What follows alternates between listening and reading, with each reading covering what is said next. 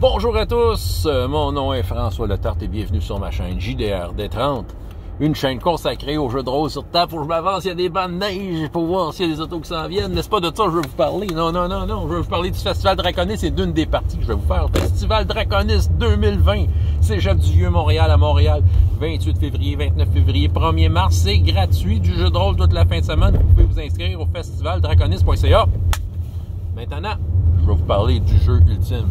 Ah oui, moi là, le samedi matin, je vais me présenter là habillé en pyjama et je vais arriver avec ma boîte de Capitaine Crunch et on va revivre les années 80 de notre enfance avec Cartoon Action Hour, comme ça on écoutait des petits bonhommes le samedi matin et je vous dis, si vous arrivez là habillé en pyjama, vous avez un bonus.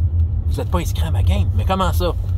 Regardez ça là, êtes-vous tanné de faire juste des donjons, monter de niveau, puis mettre un petit background story pour se faire croire que c'est Game of Thrones? Hein? Êtes-vous blasé de ça?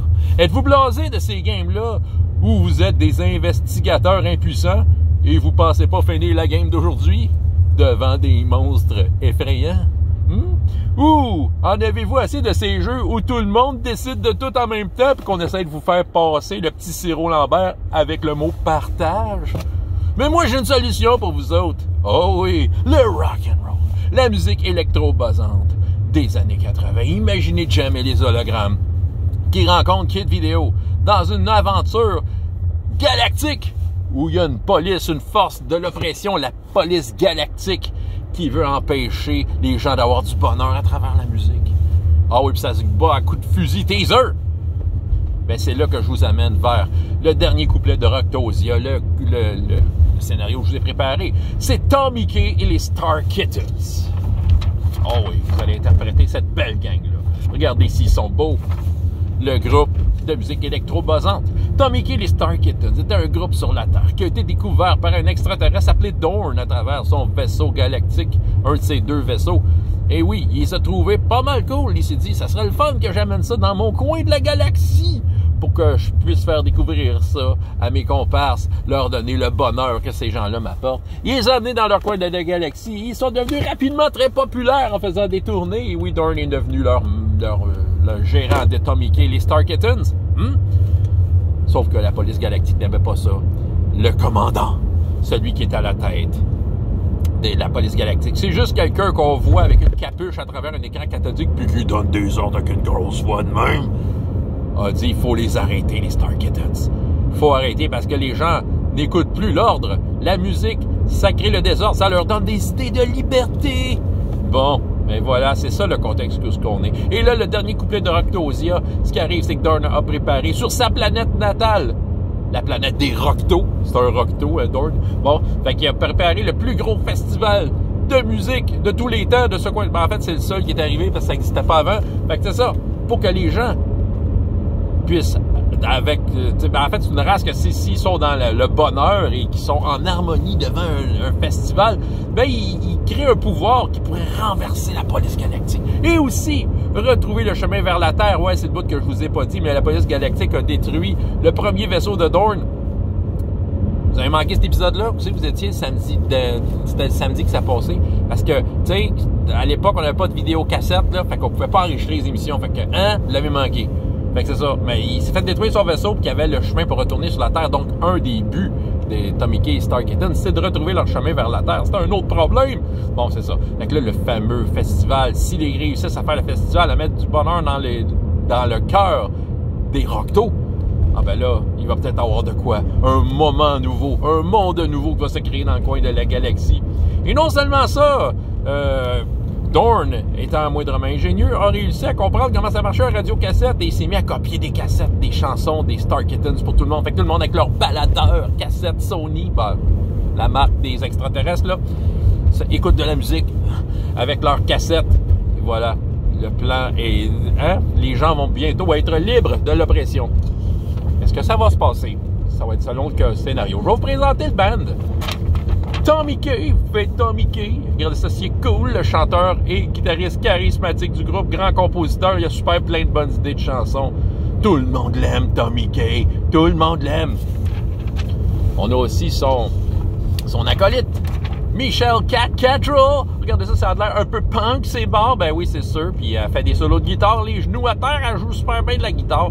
Puis c'est ça. Puis en plus, qu'est-ce qu'elle fait? Ben, elle a quand même un petit peu peur de la police. Puis elle a appris à se battre quand même assez bien au petit fusil taser, dont elle a volé le taser du lieutenant Vox Grundar. Je vais vous le présenter tantôt. C'est comme le chef de la police, si on veut. Puis en passant, Tommy Key, lui, son objet spécial, c'est une guitare qui s'est faite donner par des sages d'une planète. Et oui, cette guitare-là guérit. Elle guérit tout en me donnant du bonheur à ceux qui l'écoutent. Pardon. Bon, je vais vous présenter un autre membre du band. Kenny Dean, c'est le drummer. Regardez ça, s'il est beau. Hein? Il joue du drum. Les filles extraterrestres le trouvent pas mal beau. Puis, hein, la vie est belle. Puis, en plus, il s'est fait donner un surf. Tu sais, quand t'es une rockstar, tu te fais donner toutes sortes de cadeaux. Mais il s'est fait donner un surf volant. Hein? Comme ça, il peut surfer où ce qu'il veut à travers la galaxie. Avec un surf volant, lui, la vie est belle. Qui d'autre on a dans le band Tommy Key, les Star Kittens? On a Helen Duncan. Oui, une jolie fille riche. D'une famille riche de Beverly Hills. Oui, rien de moins. Puis elle, là, elle aime beaucoup magasiner. Hein, on s'entend, elle fait le tour des centres d'achat avec la carte de crédit de papa, mais je sais pas comment papa peut rembourser sa carte de crédit à des millions d'années-lumière. Mais bon, ça a l'air que ça marche dans les centres d'achat extraterrestres. Puis elle, ce qu'elle a, elle a un sac sans fond. Bon, on peut pas rentrer un avion dedans, mais au moins elle est capable de rentrer le band gear au complet, des instruments de musique. C'est ça. Puis elle joue du piano. Elle a un entraînement de piano classique. Puis justement, vu que c'est une fille à papa bien élevée, mais elle a voulu se rebeller de cette condition de riche en se rebellant et en rentrant dans un groupe de rock. Oh, la mauvaise fille! Et leur gérant est nul autre que Dorn, dont je vous ai présenté un rockto. Regardez, il s'est même mis à la mode du jour pour pouvoir être le gérant des Star Kittens. Il est très fier, il est très astucieux et il a un beau vaisseau en forme de triangle. Pardon. Alors, les Star Kittens sont bien équipés. Regardez ça, l'équipement, tous les instruments de musique que je leur ai sortis. Regardez ça, oups, c'est à l'envers. Tu as la guitare de Tommy Key, la fameuse guitare qui guérit. Là, ça, c'est la guitare de Cattrall. Ça, c'est le double manche guitar de Elaine. Ça, c'est le drum Simons de Kenny. Puis, on a le vaisseau de Dorn. Eh oui, Dorn a un vaisseau spatial.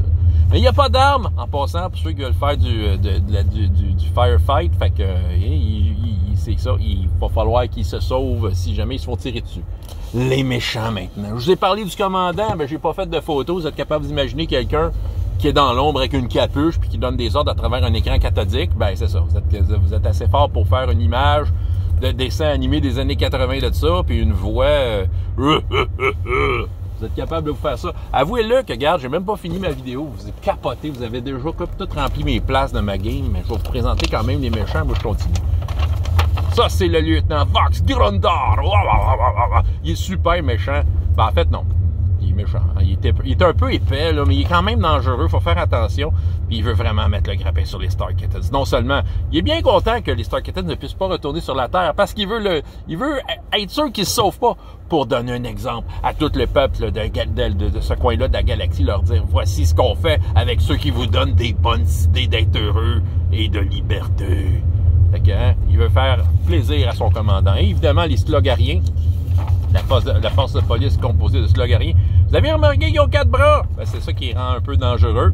Ils sont forts, un peu épais, mais quand même, il faut se sauver quand ils sont là parce qu'ils sont quand même forts. Avouez-le que vous capotez. Jamais dans votre vie, vous penseriez que le jeu de rôle dépasserait ces limites-là de l'imaginaire, de faire en sorte que vous seriez dans un groupe de rock des années 80 à jouer de la musique électro-buzzante et de mettre du bonheur dans le cœur des gens, de vous battre avec des guns taser contre des espèces de policiers à 4 bras. Avouez-le, que là, c'est du jamais vu. Samedi matin, 29 février, en pyjama si vous voulez des bonus. Venez me voir, on va manger des Capitaine Crunch, puis on va revivre ces belles années des années 80, des dessins animés de qualité, hein? Tu sais, des animations saccadées, là, bon, voilà. Tout était mieux, hein? Tout était mieux. Il n'y avait pas d'Internet, puis Commodore 64, ben, rien pouvait battre le Commodore 64. Voilà, François Letarte, JDR D30, et jusqu'à la prochaine fois, il y a autant de plaisir dans la vie que dans les jeux. Rock on!